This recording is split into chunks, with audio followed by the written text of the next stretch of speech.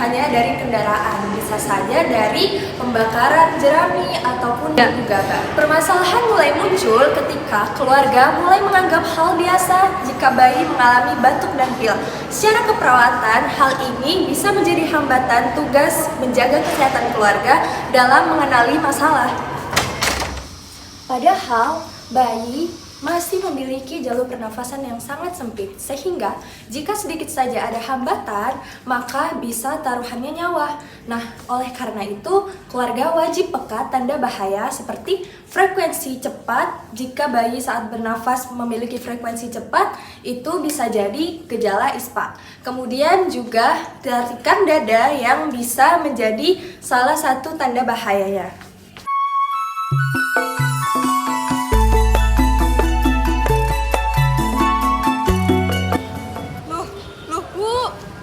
Bawa bayi ke sawah. Bu, yuk gak apa-apa ta lah wong putu-putuku kok. Iki lho ndolek angin seger nang sawah, gak oleh ya opo to? Keropone sih, Bu, iku lho nang ngobong-ngobong. Ndek kiri panas koyo ngene lho. Kok seger-seger. Biarin lah Bu, ini anak saya nggak ada yang bantu, nggak ada yang ngejagain ini kalau di rumah sendirian. Orang seger gini ya Mbak, bener Mbak? Iya. Bu, lihat loh, kok ada makin batuk-batuk makin kenceng ini loh, lihat loh. Nafasnya ini loh kayak udah bunyi-bunyi gitu Bu. Paling ya masuk angin Dok. Bisa masuk angin Bu. Bu lihat Bu ini Bu, udah parah kayak gini loh Bu. Masuk angin Dok, kayak minyak telon dulu loh. Bu, sesek loh nafasnya, lihat Bu, kenceng banget loh. Nah, ada bunyinya Bu.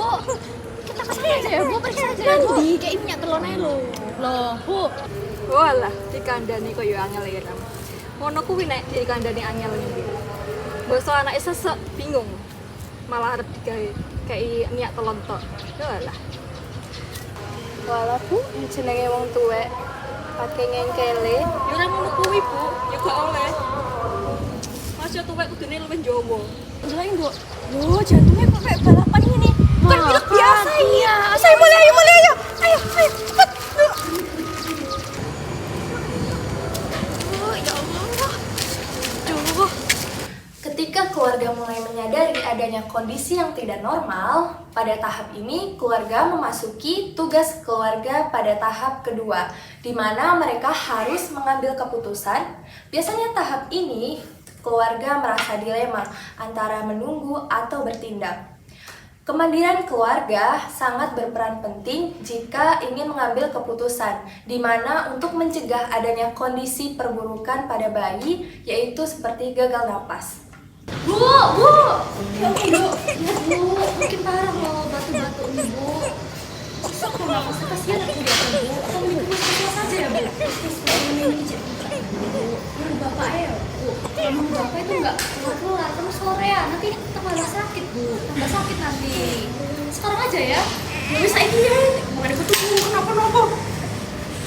Fasilitas kesehatan merupakan benteng kedua, di mana di tempat ini perawat melakukan pengkajian untuk mengidentifikasi penyebab utama terjadinya gangguan pernafasan, di mana mereka menganalisa data objektif seperti frekuensi napas dan juga adanya suara tambahan untuk menentukan apa sih intervensi selanjutnya.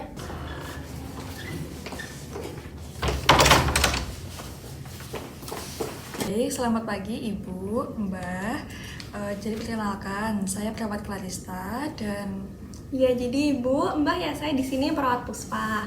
Nah, sebelumnya saya mau tanya terlebih dahulu, ini dengan Ibu siapa? Saya Ibu Cleva, Sus.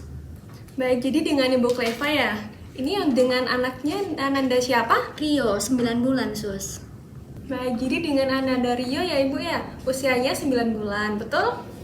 Betul. jadi Ibu, adiknya ini ada keluhan apa ya? Boleh diceritakan? Jadi gini loh Sus, anak saya tuh udah 3 hari kayak pilek terus lendirnya tuh kayak banyak gitu Sus. Saya kan jadi khawatir ya. Terus suara nafasnya tuh kayak cepet banget gitu loh Sus, kayak nggak kayak orang normal gitu ya. Terus ini juga kalau misalkan minum susu ya, ASI itu jadi susah masuk. Rewel Iya. Terus kebetulan rumah kami ya di desa ya. Jadi sering ya sesekali kami ajak ke desa, ke sawah gitu. Tapi emang di sawah itu banyak debunya, Mbak. Sama ya wong-wong ku obong-obong gabah itu loh. Jadi mungkin dari asap atau debu itu apa ngaruh ya? Jadi keluhannya adiknya sudah batuk selama 3 hari ya, dan juga sesek-sesek. Baik, Ibu, kalau boleh tahu ya, si adik kan sudah batuk selama 3 hari. Nah, selama 3 hari itu apakah Ibu sama mbahnya ini melakukan pengobatan atau sudah dibawa ke pusat layanan kesehatan atau bagaimana? 3 hari ini sih saya cuma ngasih minyak ini aja ya buat diolesin ke dadanya biar anget gitu, Mbak. Dikasih minyak telontok mbak, padahal jari ngomong kan ya dikei apa jenenge obat herbal iku lho, kunir asem tau apa gak gelem iki. Kei minyak telontok. Padahal enak kan kayak jamu niku. Baik, jadi Ibu untuk penanganannya dikasih minyak telon itu sudah benar. Karena itu juga bisa menghangatkan dada si adiknya. Dan juga keputusan Ibu untuk datang ke puskesmas ini juga sudah benar ya Ibu.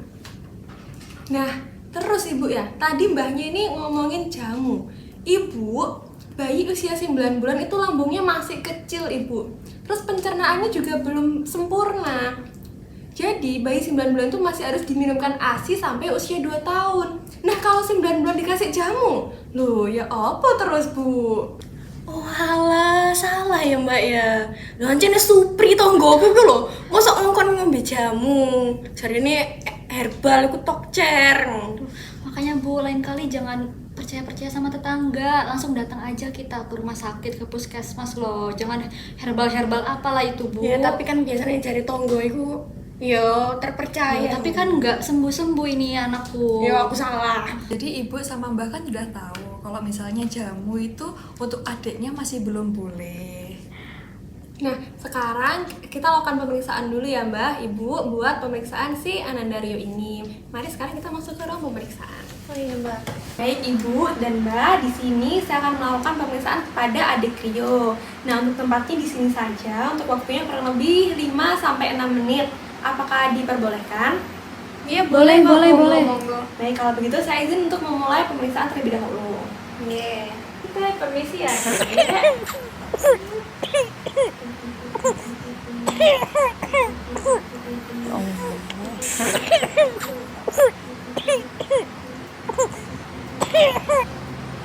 Jadi Ibu, Mbak, tadi kan saya sudah melakukan pemeriksaan di bagian dada si adik. Nah, di situ saya mendengar di pernapasan adik itu terdapat bunyi grok-grok. Nah, itu tuh menandakan terdapat penumpukan sekret di paru-parunya atau terdapat penumpukan lendir.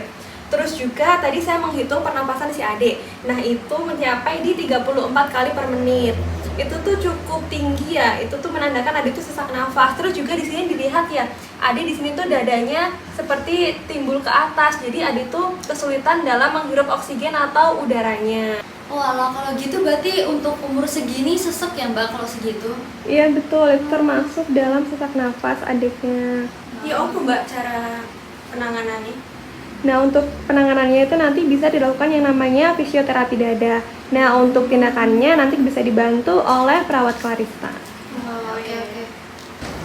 Edukasi yang diberikan perawat berfokus pada tahap ketiga dan keempat, di mana yaitu fokus merawat keluarga dan juga memodifikasi lingkungan, di mana perawat harus menggunakan bahasa yang mudah dimengerti agar keluarga cepat memahami dan juga bisa mempraktikkannya sendiri di rumah. Nah Ibu, tadi kan sudah dijelaskan untuk tindakan selanjutnya itu namanya fisioterapi dada. Nah itu tujuannya untuk mengeluarkan dahak yang ada pada paru-parunya si adik.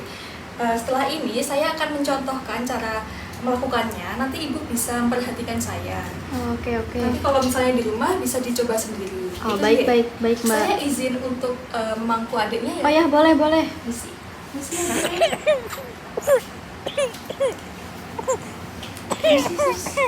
boleh minta tolong Nah, posisinya ini adiknya harus didudukkan. Posisinya agak condong ke depan ya Ibu. Oh iya Mbak. Lalu nanti tangannya dibentuk seperti mangkok seperti ini nggih. Nanti tangannya ini akan ditepuk-tepukkan ke punggungnya si adiknya sampai dahaknya terkeluar gitu nggih. Iya. Jadi kayak dipuk-puk gitu ya mbak ya? Iya, betul sekali. Saya coba ya. Bu, iya. Loh, iya ya Mbak. Dahake metu kabeh. Ini sih Mbak, tisunya. Nggak apa-apa deh, nggak apa-apa. Bagus.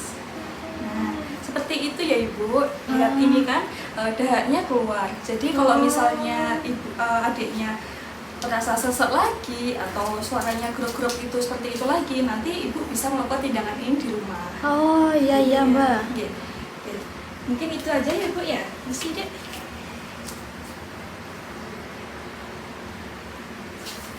Ibu, sejauh ini apakah ada yang mau ditanyakan dari tindakan yang saya contohkan tadi? Walah kayak gitu. Mungkin sejauh ini nggak ada ya mbak. Cukup bisa dipahami. Oh, kalau tidak ada, ibu bisa contohkan. Jadi tadi bagaimana ibu, apa saja yang harus dilakukan dan bagaimana caranya? Ya tadi pokoknya itu tangannya dicekung gini, terus ditepok-tepok ke punggung ini, kayak dipupuk gitu, biar Nanti- dahaknya keluar. Nanti anak saya kan dipangku ya, terus agak apa namanya dicondong ke depan gitu. Sama mungkin disiapin kresek kali ya mbak buat apa ngeluarin dahaknya itu. Iya. Ya, kayak gitu ya. Iya, betul sekali ibu. Jadi sekarang sudah paham ya caranya bagaimana? Iya paham mbak. Berarti tadi saya benar ya mbak? Betul. Nah, oke. Iya. Jadi ibu dan juga mbak tadi kan sudah dibantu sama perawat Karista bagaimana cara melakukan fisioterapi dada yang baik dan juga benar. Di sini kami berharap ibu dan juga mbak bisa melakukan tindakannya dengan baik dan benar serta tentunya didukung dengan keluarga sekitar. Iya, betul sekali ibu. Jadi selain menerapkan tadi yang sudah saya contohkan di rumah, saya harap jangan sampai ada yang merokok ya ibu. Lalu iya. adiknya jangan diajak ke tempat yang banyak debu, apalagi banyak asapnya. Dan kalau misalnya ibu pengen ngajak adiknya jalan-jalan ke sawah, itu bisa dilakukan di pagi hari dan jangan waktu panen ibu, karena itu biasanya debunya lebih banyak. Nah, kalau misalnya pengen ngajak adiknya ke sawah itu bisa waktu pagi hari di waktu masih musim tanam padi, itu biasanya udaranya lebih segar gitu. Oh, baik. Terus juga saya berpesan untuk ibu sama mbahnya kalau mau ke sawah jangan lupa memakai alat pelindung diri, terutama masker untuk melindungi saluran pernapasan. Ya, oke. Terima kasih banyak ya, Semua ya, Mbak. Mbak, ya. Iya, terima kasih ibu. Semoga adiknya cepat sembuh. Ya, sembuh amin, ya, Ibu. amin. Terima kasih banyak, Mbak. Mari, Mbak. Implementasi mandiri oleh keluarga merupakan bentuk tanggung jawab dari proses pemulihan. Pemberian cairan seperti ASI dan juga teknik tepuk punggung yang tepat dapat mempermudah mengecerkan lendir dan sehingga lebih mudah dikeluarkan oleh bayi. Ini tadi apa namanya kata perawat itu ya. Iya, coba. Tepuk dulu. Loh, lendirnya keluar, Bu. Iya. Nah, dahaknya. Alhamdulillah. Setelah 2 hari, hasil evaluasi bayi menunjukkan bahwa frekuensi napas mulai kembali normal dan juga bayi mulai mau menyusu. Hal ini menunjukkan 5 tugas kesehatan keluarga mampu meningkatkan kesehatan derajat anak dan khususnya di wilayah pertanian seperti ini.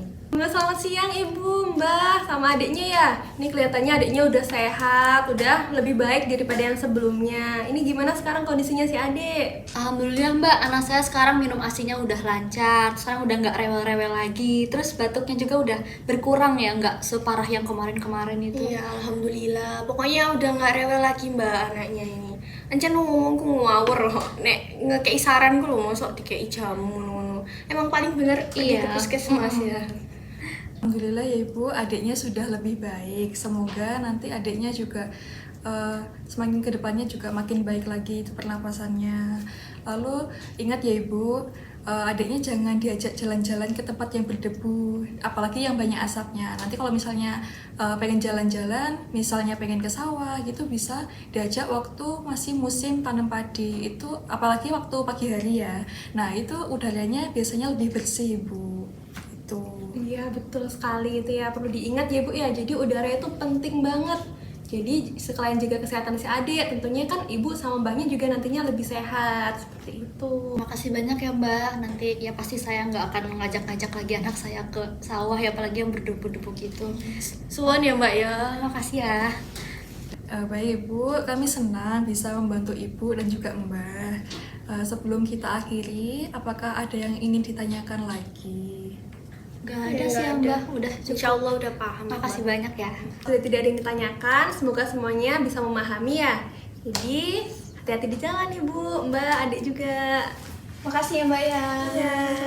Penerapan 5 tugas kesehatan keluarga menurut Friedman mulai dari menganalisa masalah atau mengenal masalah, kemudian yang kedua mengambil keputusan, yang ketiga merawat keluarga, dan yang keempat memodifikasi lingkungan, serta memanfaatkan fasilitas kesehatan bukan konsep dari teoritis saja, tapi merupakan tindakan nyata untuk meningkatkan dan menjaga kesehatan keluarga. Keluarga yang tanggap merupakan kunci untuk terbentuknya keluarga dengan generasi yang sehat.